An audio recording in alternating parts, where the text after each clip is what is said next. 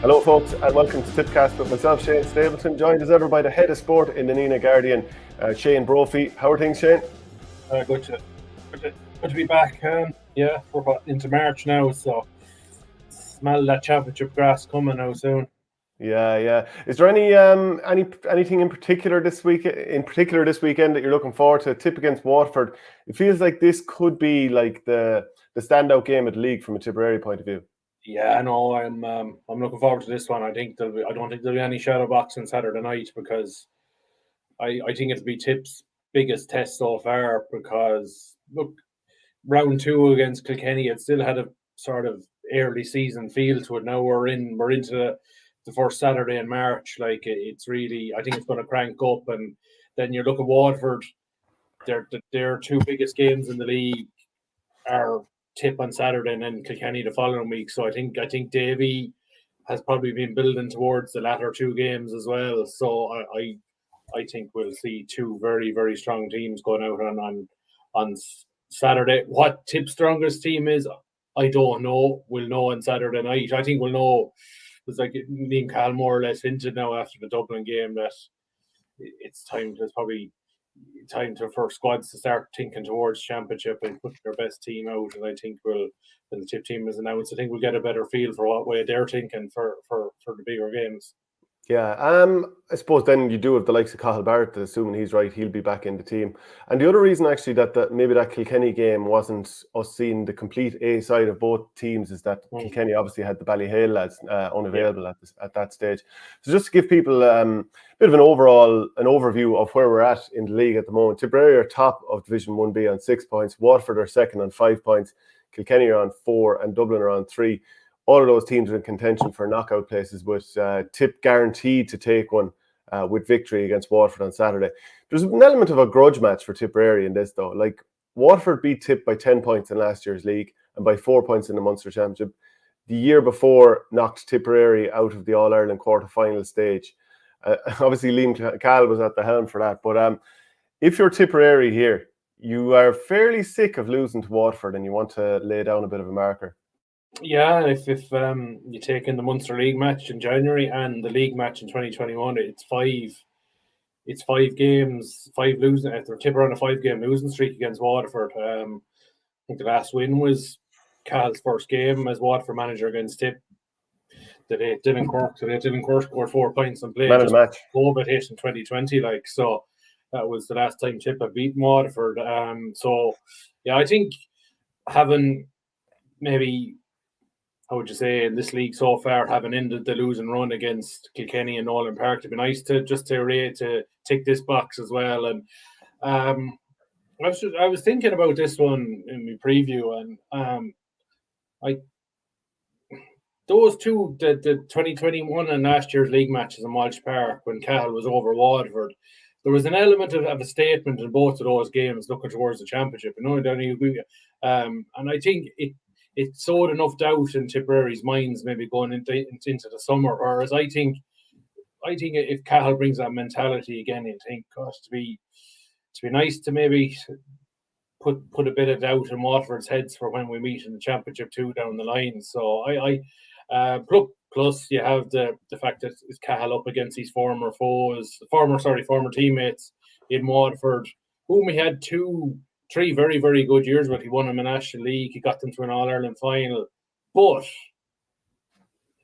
there were a group of players who downed tools on him in the last match of the championship last year against Clare. They threw the towel in. The players more or less gave up. It was like that was embarrassing what happened in Ennis. That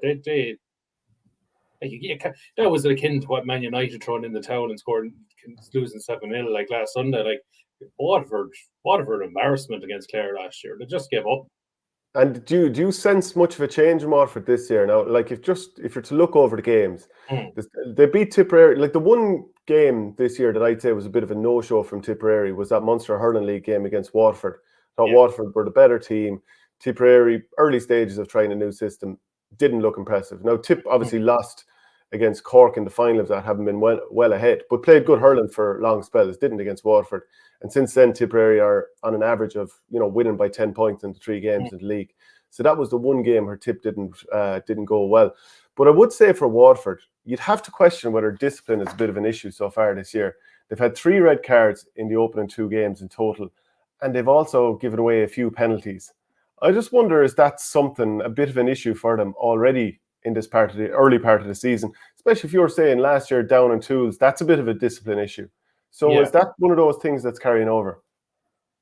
Could well be. I just get the sense maybe Davy is sort of maybe tactical gambler. He was just looking at the fixture and saw Dublin, Laois and Antrim will get through those few games. It'll be the Tipp and Kilkenny games where maybe we'll get a better feel for Waterford. Like Austin Gleeson hasn't started any of the games. I'd be surprised if he doesn't start this one.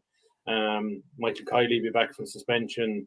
Stephen Bennett will be back from suspension. He was for the last game. But yeah, even the Dublin game, like the 2 red cards, red card from Michael Kiley against Laois. Then in the Antrim game, look, if Antrim hadn't gone down to 14, if Antrim had 15 men in the field in the second half of that match, it'd been interesting to see what would happen. Like same with Laois. The Laois-Waterford game was on telly, and I mean, Laois needlessly getting a red card. They were pushing their luck all through, but they were going so well and then capitulated and lost by 12 once they went down to 14. Like I hope it's a strong Waterford lineup, because I want to see our full back line. Can Johnny Ryan, how will he cope with, or Conor McCarthy cope with Patrick for sure? I want to see either if it's Brian O'Mara or if it's Michael Breen, how they cope with Desi Hutchinson. I really hope Waterford comes strong, because I suppose we need to see questions answered in terms of what we have in Tipperary going forward.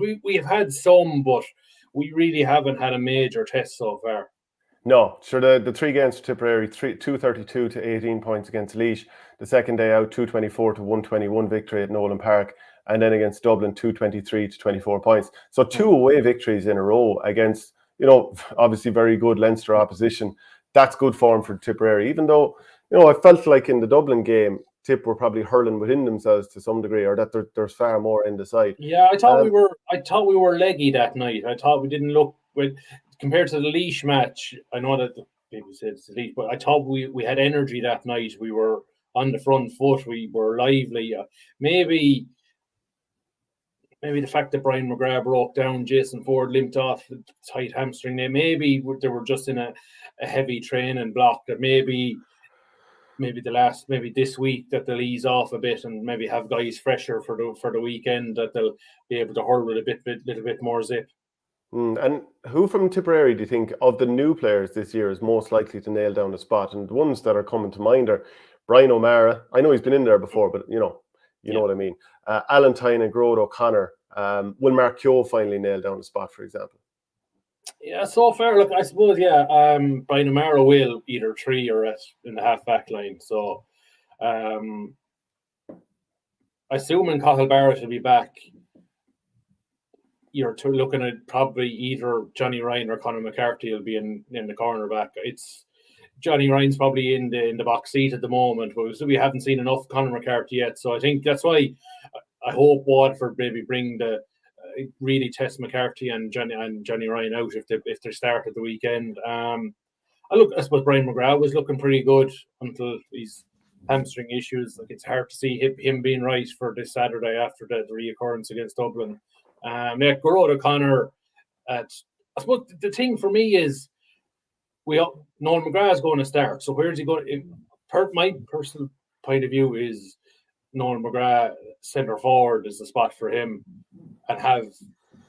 but then if assuming Seamus Kennedy and Alan Tynan look like our 10 and 12, where does Grode O'Connor go then? Do you give him one of the corner forward slots and get him to come out as a 4th half forward? And because you're probably looking at Conor Stakelin +1 in the middle of the field, maybe Dan McCormack, maybe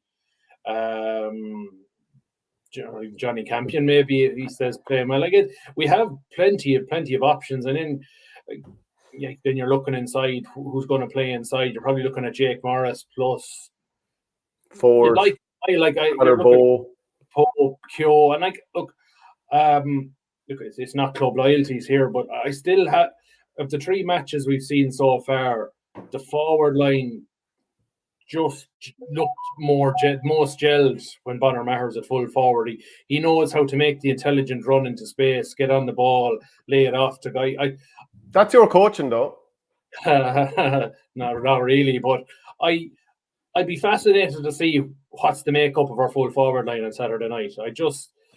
Whether if Bonner doesn't start, it more or less says to me he'll be the impact sub coming off the bench in the summer rather than a starter. So I don't think Cahill's going to show his complete hand. I think we'll see a lot of maybe what our championship team will look like come Saturday night.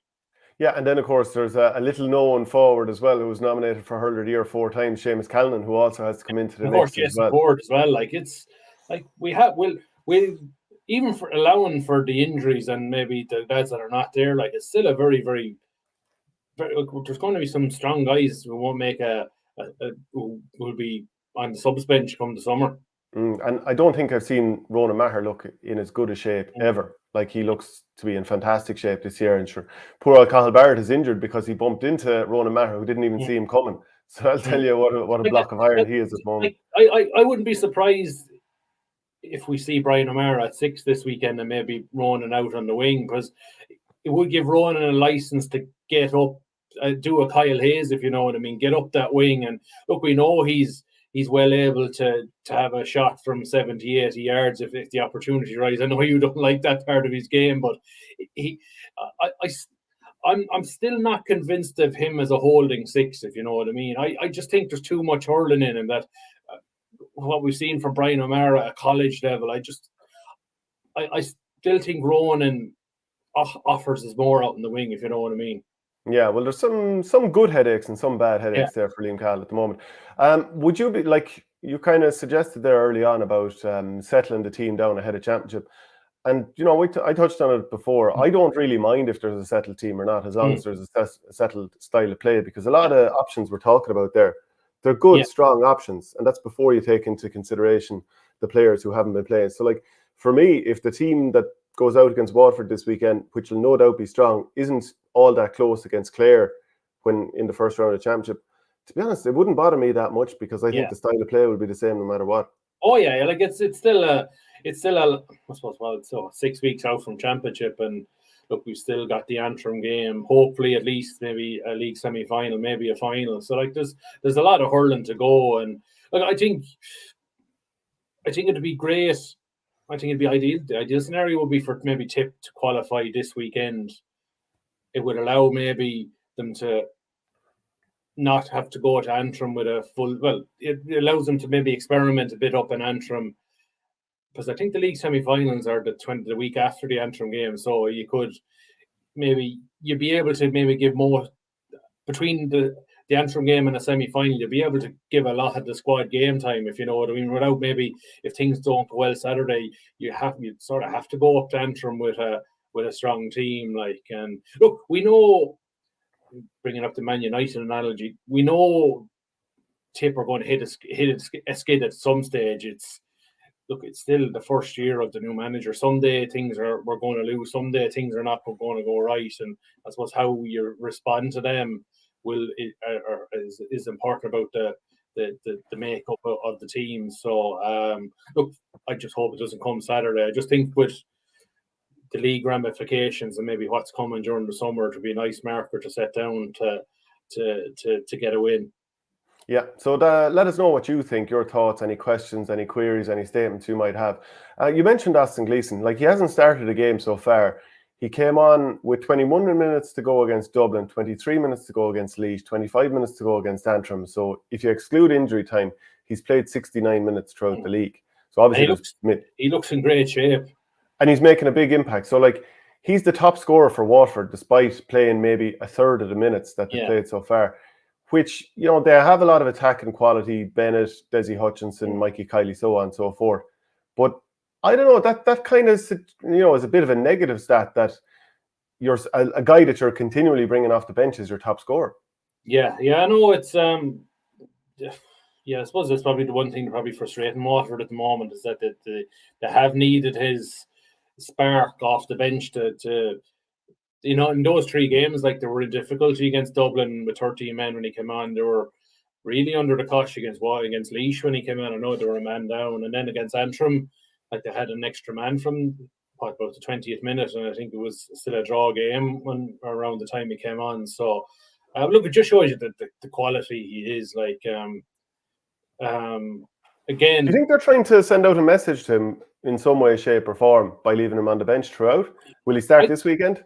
I don't think it's about a message. I think Davey knows what he has in, but he does maybe it's to try and get a bit more from other guys. Like I suppose the thing for me is, where will Davey play him? I presume maybe it's around centre forward is probably what they're looking at.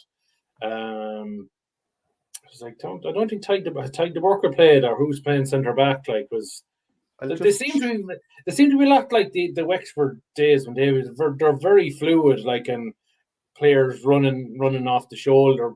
Positions in terms of even the full back line don't really count for much. A guy could start to move at corner back and maybe take 2 passes and get the shot away up a corner forward. Like, so yeah. Well, in 2 of the 3 games, it's been Calum Lyons that's been centre back, and arguably he's been centre back for all 3 of them. You know, the way it's a bit of a movable feast with the lads that are back there. So Tyke de Burker would be a huge boost. Jack Fagan's come back wing back, isn't he, as well? And yeah, but I suppose he did that last year anyway, so he's quite used to that. And the likes of Mark Fitzgerald, now he's a big boost this year, a young player coming through. Jamie Barnes seems to be that bit fitter. Patrick Fitzgerald coming through, and Padraig Fitzgerald as well. So Patrick the 2 Bennetts, like, so Ruben Halloran. You know, there is an awful lot of quality in that team. I just wonder at the back, do they quite have enough quality there, especially if Tipperary break even around the middle and get enough supply into whoever it is, Ford, Morris, Keogh. I mean, I think Morris is right on the cusp of going to town. Like, I think his form is very close to, you know, really exploding. Oh, I'm convinced he's going to get a hat trick or 4 goals someday. It's like he's a lethal finisher. Like, it's just, I think we said it a few weeks ago. I think he's closer to the goal the better he is. Like, he's been playing a lot around, sort of floating around the half forward line. So maybe they're trying to throw maybe other teams off the centre. Maybe they're trying to just to get Jake's maybe work rate up a small bit more, and then maybe come the summer he'll be put back in closer to goal where he's lethal. Like, so. Yeah, he scored 2-5 all from play in the matches so far. Grode O'Connor has 15 points. 10 of those are from place balls. And Jason Ford has 225, and I think it's 2-7 of that from play, which is actually more than Morris. And maybe he's playing closer to goal. And like, Morris has probably left a few chances behind him, but you know, you'd imagine as he gets sharper over the course of the year, he'll start taking more and more of those.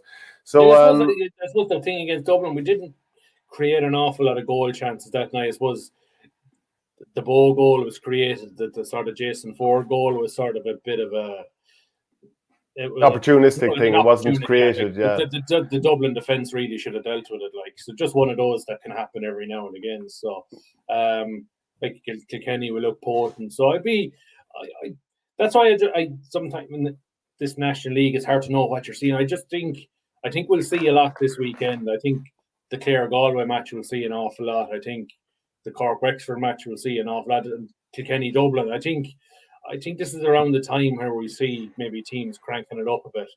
Yeah, I wouldn't be surprised. I'd imagine Mark Keogh will continue to start, because, like, in games, sometimes he's showing flashes of brilliance. Even the Dylan Cork Foundation match, you know, he was unbelievable at times. 7 from play, 3 from play the last day, set up a goal. Other parts of the game a little bit indifferent for him. But I'd imagine they'd want to keep giving him game time to see if he can fully find his top form. And Joe, I think it'd be no harm to start Conor Bowe as well. Give him a full 70 minutes if you can, and see how he reacts, because, you know, another guy I think who's on the cusp of it.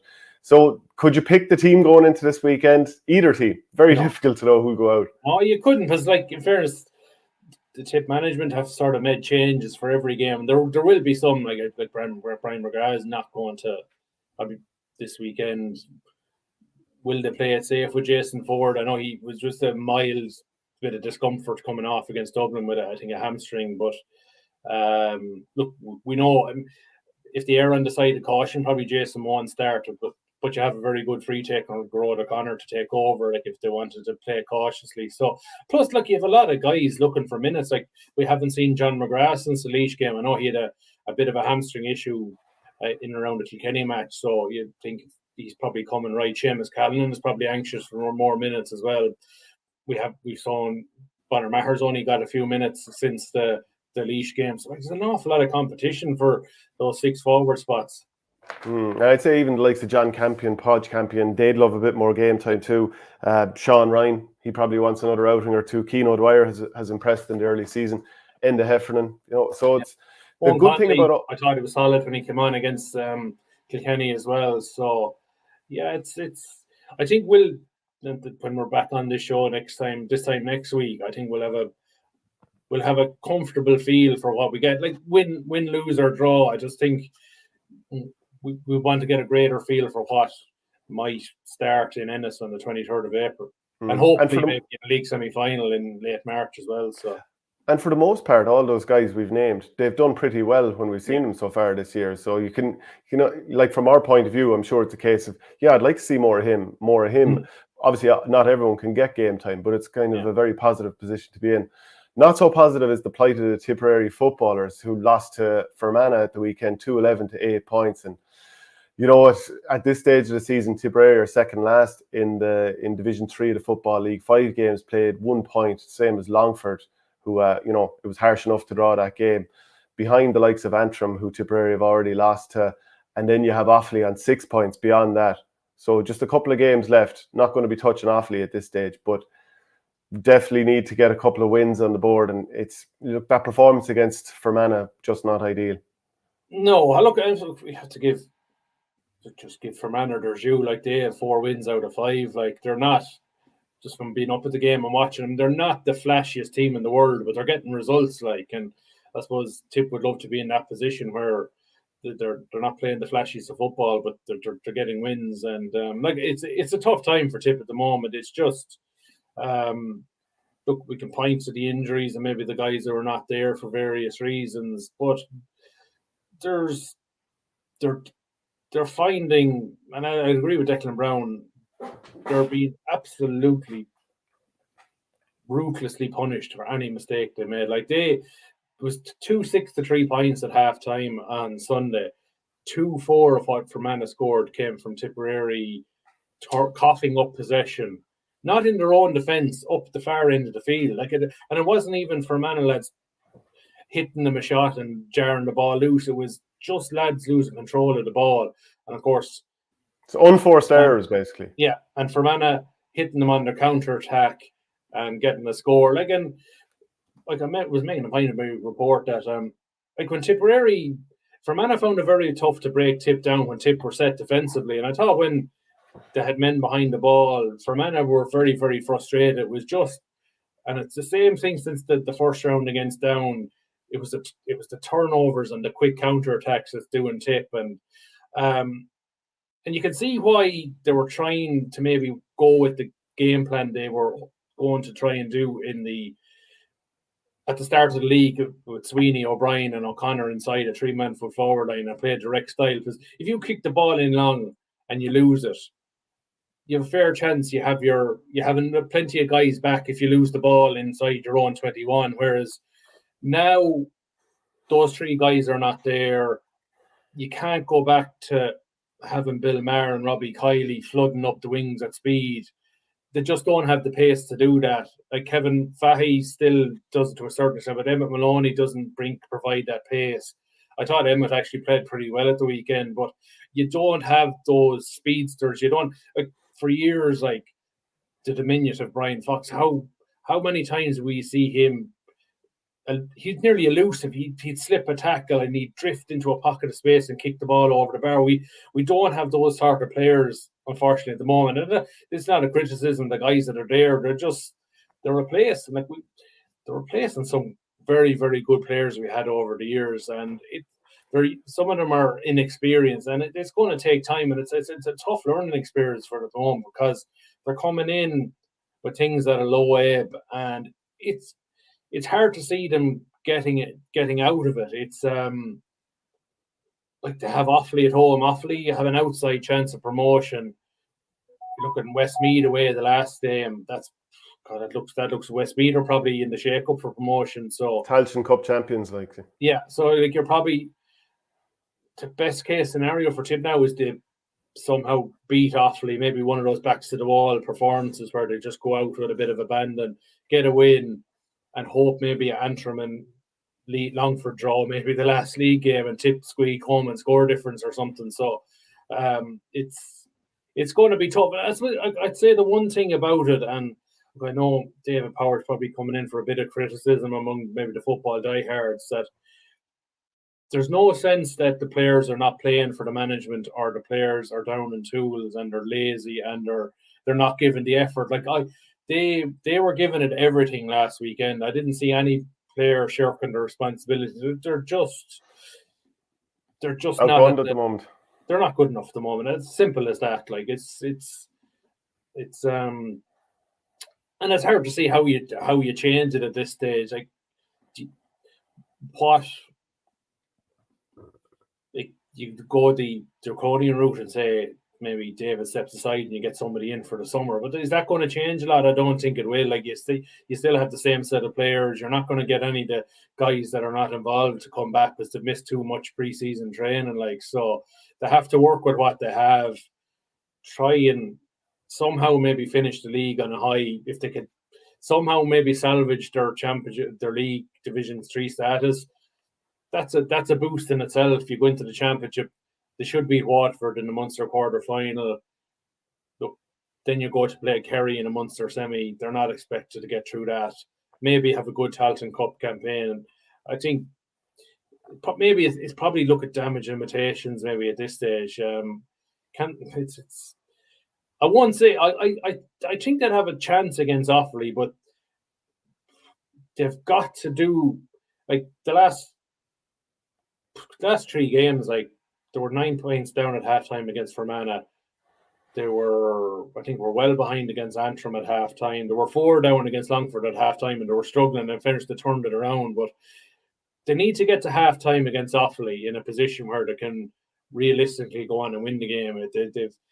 I thought they were too cautious in the first half against Fermanagh. There's a sense that there was definitely an element of trying to contain Fermanagh in the first half and get to half-time maybe 2, 3, 4 down and then reassess. But a combination of Fermanagh could have been further ahead. They hit 9 wides in the first half, and then Jack Kennedy's sin bin was really costly. I think they hit 1-3 without reply in that 10 minutes, and that was the damage done. Yeah, I suppose so it's March 18th that game against Offaly is going to be on, and it's at Semple Stadium, and hopefully that could be a turning point for Tipperary. Yeah.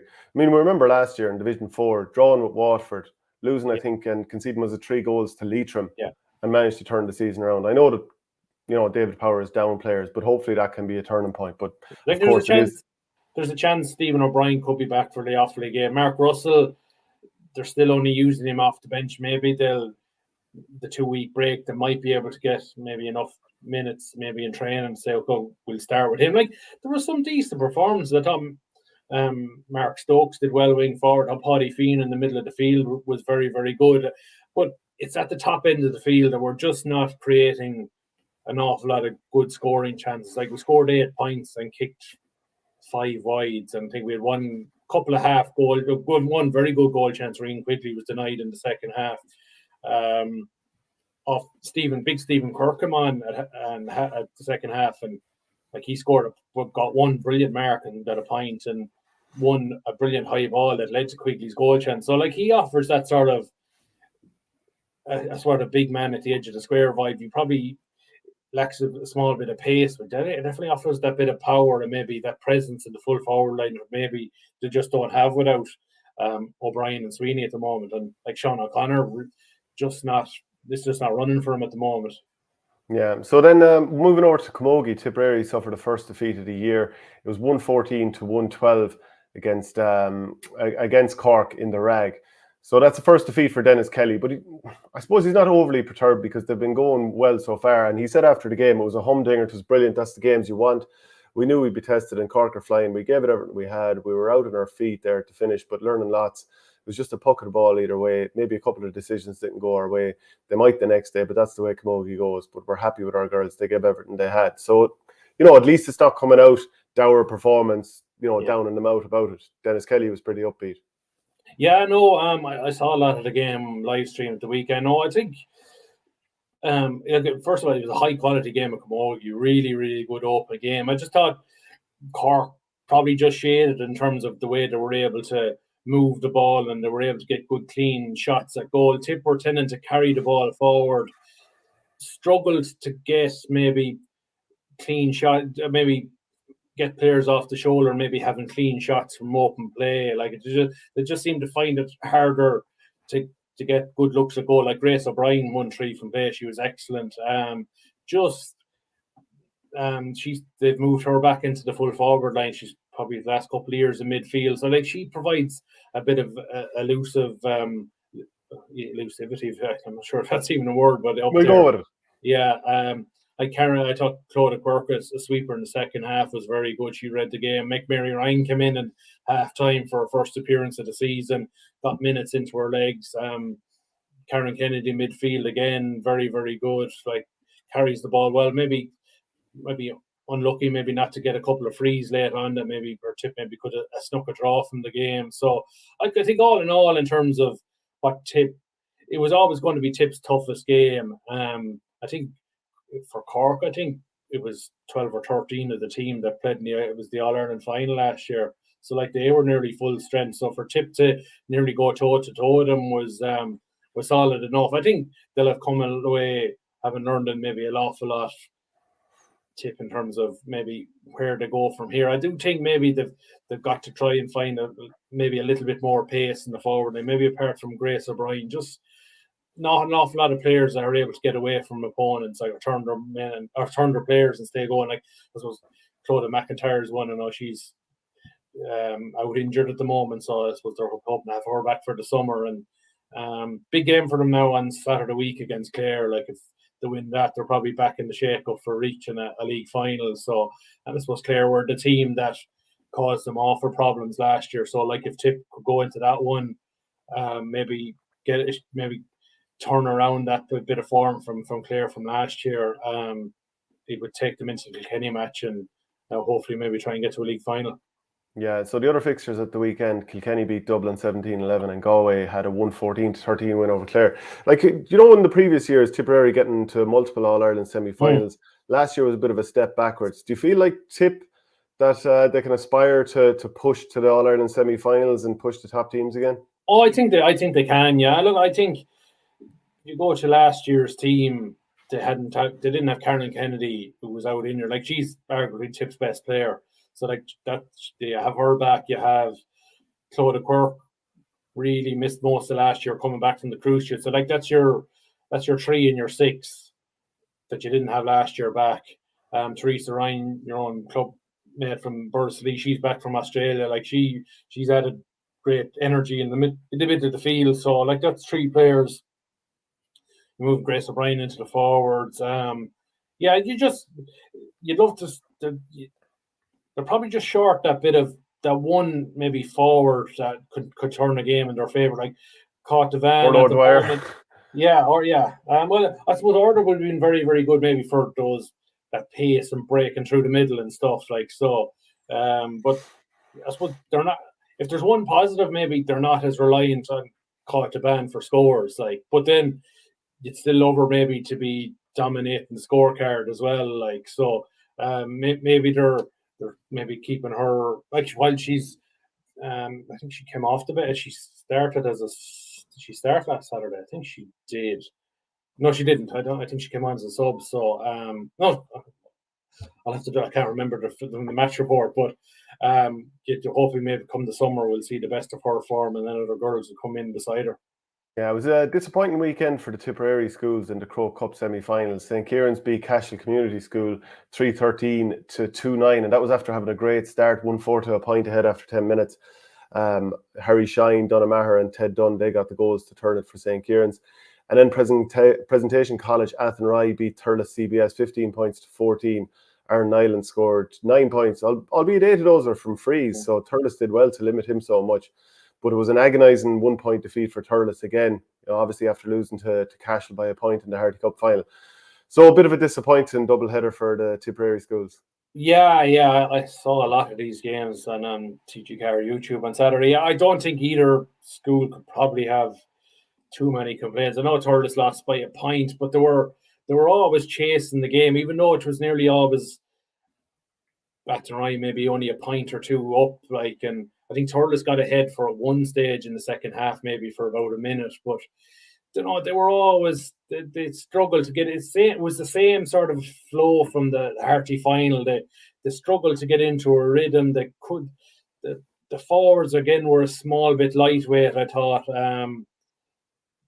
they struggled to hold up the ball in the full forward line. Just I think that was their weakness against Cashin, and sort of popped up again. I suppose the difference was Tiernan Lean in the middle of the field for Athenry. He got, I think it was 3 or 4 points in play, and I suppose he was the real difference. Like it wouldn't have taken an awful lot for Thurles to edge it, but I suppose just disappointing after the Harty final. In Cashel, I was late to this game, and what was it, 12 minutes, they were 1-4 to a point up, and said, geez, they're flying here, but like Kieran's came back. And look, I suppose Cashel will wonder what might have been like 2 of the 3 goals that conceded to Kieran's were soft enough, like maybe a goalkeeper and full-back communication wasn't what it needed to be. And like against Kieran's, it's hard enough to beat him, and then playing well, you don't want to be gifting them scores. Like, and but look, I think all in all, it was a great year for Cashel and Thurles. And look,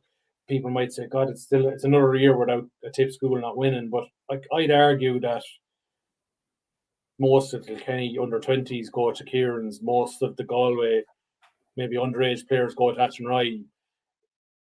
Tipperary's underage talent are spread more evenly around the schools. You've Nina, Templemore, Thurles, Cashel. You throw in the high school in Clonmel, the Abbey and Tiptown. A lot of we don't tend to funnel all our maybe best talent to one or two schools, unlike, which was probably why the likes of Athenry and Kieran's and still tend to dominate the All Ireland series. It's not an excuse, but I think it's reality. Like, that is the way it is. It probably exposes more of our young hurlers to high level hurling. Like, and plus, I do think there's some that it's strange enough when you said it's an All Ireland series, but I do think for a lot of the Munster schools, the Harty is the big one. While I didn't see Thurles and maybe Cashel have a hangover last weekend, the Crow Cup doesn't excite you as much as the Harty does. If you know what I mean. I'd say people outside it's the same competition, but it's I don't know. So there's always something after the Harty didn't get the pulse racing, if you know what I mean.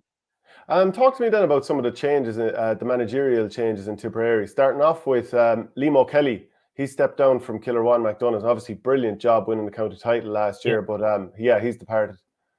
Yeah. I suppose I just did the round of the club managers. I suppose among a lot of the North clubs, I suppose the county league is due to start Patrick's weekend, so I suppose clubs are well back at this stage, and probably a lot of challenge matches played. So yeah, Liam Kelly stepped down as Killerwan manager. Surprising enough, like 2 years done, and I suppose that's what the great story of winning the county championship last year for the first time in 37 years. But I suppose there is a lot of stability in Killerwan. The selector Declan Souch and their more or less the team secretary, Cronin Casey, they've stepped up as joint managers, and Christy Morgan is still there, Boogie O'Mara is still there. So like it's the same management group more or less without the head man there. So like it's continuity for Killerwan. But I definitely think there's a lot of changes, a lot of big names coming in. Like you go to Borrisley, Philip Maher coming in as manager with Martin Fogarty coming in as coach. That's a nice coup. I did sense, even though Shane O'Neill came in as last year, I didn't think that fit worked last year. I know you would have seen a lot of Borrisley. I just got the sense it didn't work, and I wasn't surprised to hear that they parted ways. Like so, like I think Philip was with Johnny Kelly, wasn't he? Yeah, he was involved in the management team. Yeah, so like continuity there. You have Ken Dunn gone in at Tumivara. I'm surprised at that because I thought they got to a county quarter final last year. I thought Arian Aaron Considine from Clarecastle did a pretty good job, but obviously to be fair, they're ruthless, like they're unreal. Like if they feel a change is made that needs to be made after a year, they'll move on. Like so Ken Dunn has gone in there. Actually Considine's gone down the road to Moneygall, so he's gone in as coach there, so he's not gone too far. Who else? I suppose Kildangan have changed. Blast from the past for me is Ger Cunningham into Templederry. Like I suppose Ger was the bee's knees was the Newtown Chandram back in the day. Like it must be 15 years or more when he's been involved with Limerick though. Yeah. Or sorry, Clare. Yeah, he's been he's with Kildangan. It was Newtown Chandram he sort of made his name, wasn't he? He was in the Limerick underage. Yeah, John O'Mara going into Kildangan. I suppose the big one for me is Anina Skippy Cleary going in as coach there. Like he's hurling royalty in that town, and like if like he's like the few times I've talked hurling with Michael, and you think he's an 1890s player. When you sit talk hurling with Michael, he's so far ahead of his time in terms of he gets the modern game. He thinks ahead. So like I think I'd be fascinated to see how Nina played this year, because I think Michael certainly would have a grasp of the modern game. So I'm fascinated to see how they go. Yeah, so Liam England and Rosgrave ended up the same. They're going, unsurprisingly, they're the same. Surprised that Upper Church have moved on from Liam Dunphy and James McGrath after getting to a county semi-final. There's rumours that maybe they wanted maybe a small bit more focus on hurling, and maybe there was a bit of distraction from football. I don't know if there's truth in that, and maybe the club didn't want that. But yeah, I thought that was a strange one. But yeah, it was great to get this was County League back. I know you're involved with Whitehall in Dublin. You're back playing a few weeks already, so great to get the league back up and running now next week. Yeah, like how much importance do you put in the league? So, for example, this weekend is round 2 of the league in Dublin, and I'd be very, very looking forward to it, and I'm sure the players are all looking to impress. Do you feel it's the same way in Tipp? Like, is it getting more and more important? I think it does.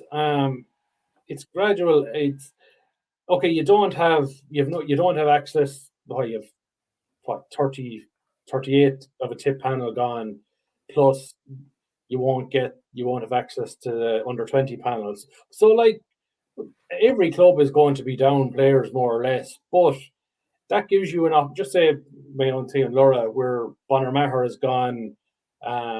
He's gone with Tipp. Brian Hogan's travelling, so that's an opportunity for us to maybe blood a couple of guys like they would have started in our championship team last year. So we're going to get 5 maybe more league games where 2 guys are going to come in and that maybe only played a lot of sub-hurling last year. They're going to get a lot of game time, and it'll be the same in all clubs, giving guys who were on the fringe of the first team last year, and that maybe come July and August when the championship was on, that those guys are ready to go. Okay, your experienced guys will come back and start, but these guys have got 5, 6, 7 maybe league games from. Well, they might nudge out, like, so obviously the county lads are going to start no matter what, but they might be able to nudge some of the other club players out of the team because they have the opportunities.